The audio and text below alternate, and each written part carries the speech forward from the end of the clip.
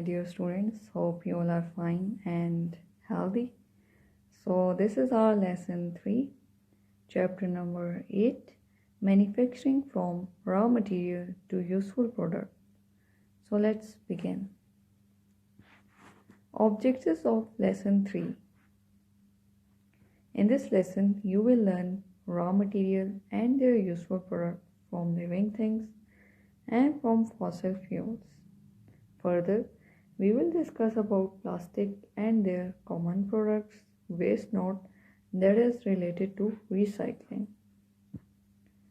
Many raw materials can also be obtained from plants and animals.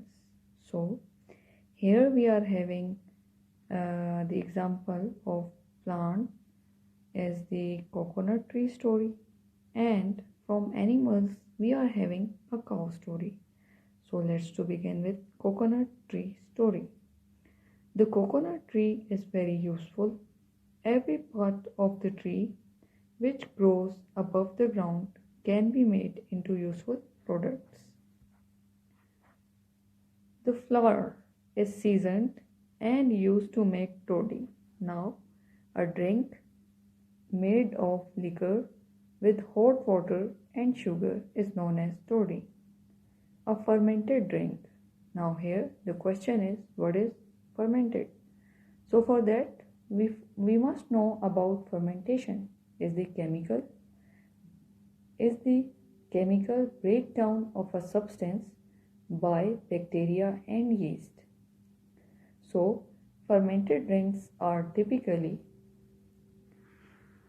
made from fruits, juices, and these drinks are generally a good source of probiotics such as beneficial bacteria and yeast.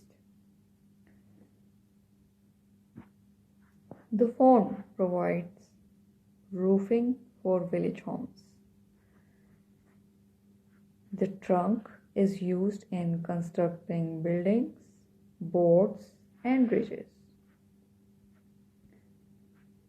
Coconut stems are used as a fuel for burning, so its stem is used for burning purposes.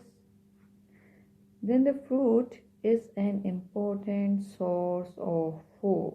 You can eat coconut flesh or obtain coconut milk from it, and oil can be obtained from copra, and the coconut water within the fruit provide a cool drink. The husk provides material to make fiber, which are used to make brushes and brooms. The hard shell can be made into serving spoons and coin boxes. So let's watch this video.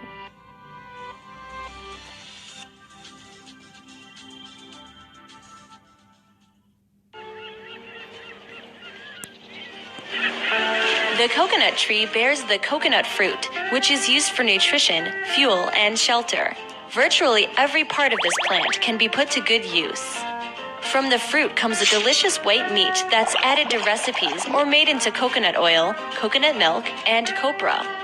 It also contains coconut water, a refreshing liquid used to make various products, and consumed by athletes as a healthy sports drink.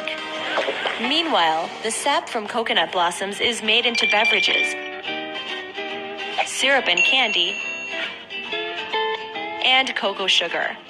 Coconut husks and shells are used for handicrafts and many eco-friendly products. The husks can be made into floor mats, brushes, and ropes, while the shells are turned into soup bowls, utensils, and ladles, just to name a few. They are also burned together as fuel or to produce charcoal. The leaves and trunk are also a valuable commodity. They are made into household items and furniture, and are used for building houses and thatching roofs. Even the roots of this plant have their own unique uses. The list of coconut's benefits goes on, proving that it deserves the title, the plant of life. Stay tuned to Mercola.com for more information on this food.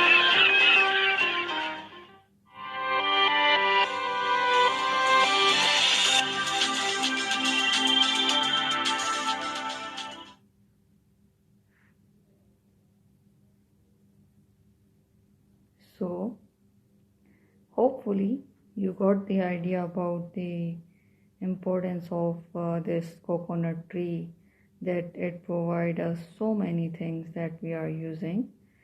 So, let's begin with the cow story. So, the flesh provides meat for food. The skin is used for making leather goods such as bags, belts, shoes, even leather jackets, leather suitcase, a lot of things that comes from leather. And the milk is used as a drink and for making all kinds of dairy products such as butter, cheese, and yogurt. So, let's start.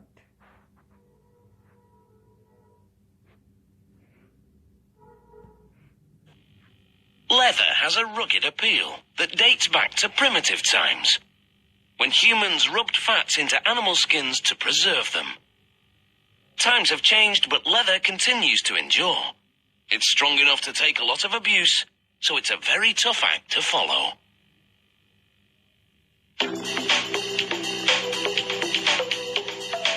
This leather comes from the hides of cows killed for meat. Without tanning, the cow hides would go to waste.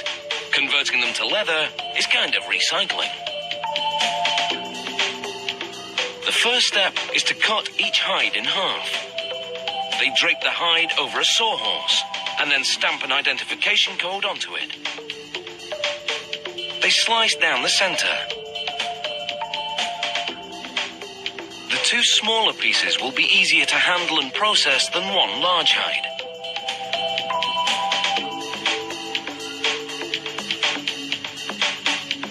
They load hundreds of the hide sections into this modified cement mixer to undergo some serious hair removal.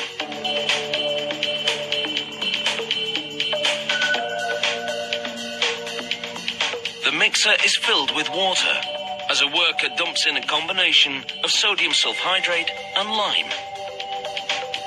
A chemical reaction strips the hairs from the hides.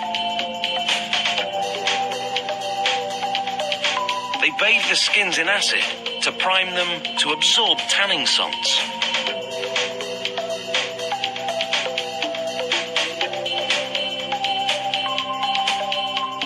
The tanning happens inside big wooden drums with prongs that keep the skins from getting tangled during the process.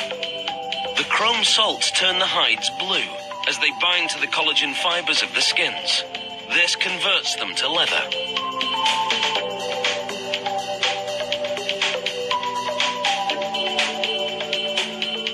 They feed the leather, grain side up, to a machine that splits the leather into layers. It slices the leather on the flesh side to an even thickness.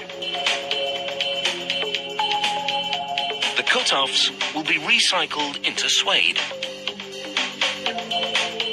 They check each piece of leather with a gauge to confirm the thickness is uniform.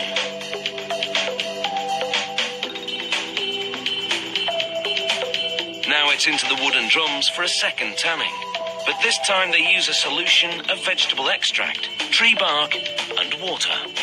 They add some dye and a chemical that will make the leather water resistant. The solution binds to the leather, giving it a brown tint. It's a gentler tanning than the early one, and it softens the leather.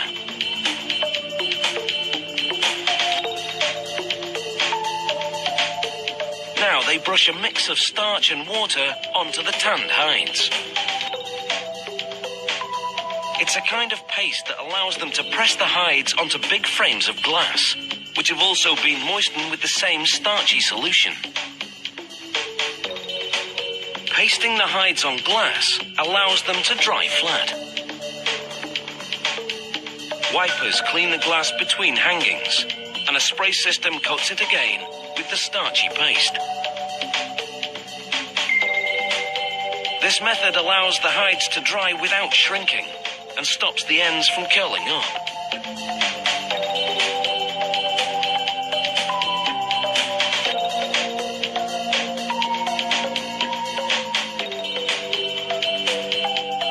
After 4 hours in a dryer, it's time to remove the hides.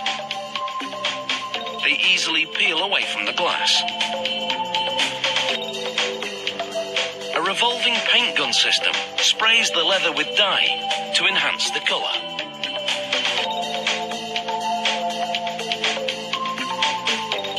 And now it's time to create some friction. A glazing jack pulls a glass cylinder over the leather repeatedly, and the abrasive action polishes it. This glass is very strong, so it can do this vigorous work without breaking. Finally, huge heated rollers smooth out any wrinkles. It's the end of the production line for this big pile of leather. It will now be the stuff that many things are made of, and it's sure to live up to its tough image.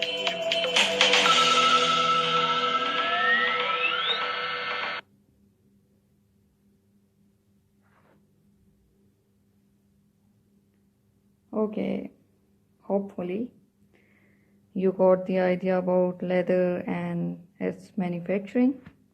So let's start from fossil fuels. Fossil fuels are the remains of animal and plants.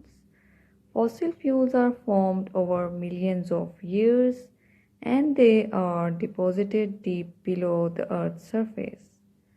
So the examples of fossil fuels are crude oil, natural gas, and coal.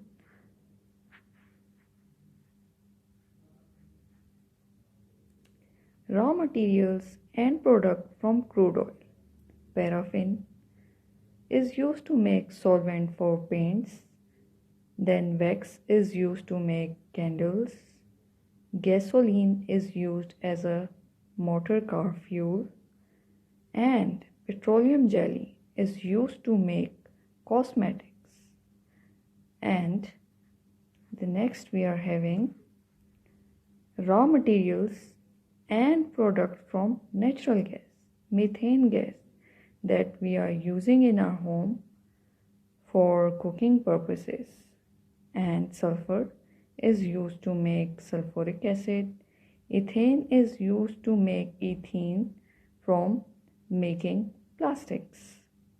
And here you can see that these plastic bags that we are using for different commodities, and raw materials and products from coal. Then the coal tar is used to make antiseptic soaps, like we are having Dettol, Lifebuoy, Safeguard. Then ammonia is used to make fertilizer. Now what are the fertilizers? Fertilizers are actually increase the fertility of the soil, so they are very beneficial for the soil, for the growth of the plants, or we can say that the speedy growth of the plants. Then coke is used as a fuel in blast furnace for making metals. Now here it is the raw form of the metals that can be used to make the different products of metals. Like metal is used in so many products such as car, motorbikes, like bridges. Then plastics are man-made raw materials, and there are a variety of plastics in our environment. So here are some common properties of the plastic products. The first one is PVC. They are strong, flexible, and easily colored, and resistance to chemicals and weather. So like their products are this hose pipe, and then the raincoat, then polystyrene, especially when you purchase any electronics or other products. So they are used in packings as well. Or you brought some biryani from the shops, so nowadays they are using these polystyrene boxes. Even in some events, these cups are also used, so they are made up of polystyrene.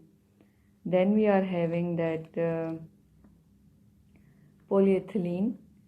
So it is here in the picture I have took the pail, and next we are having bakelite.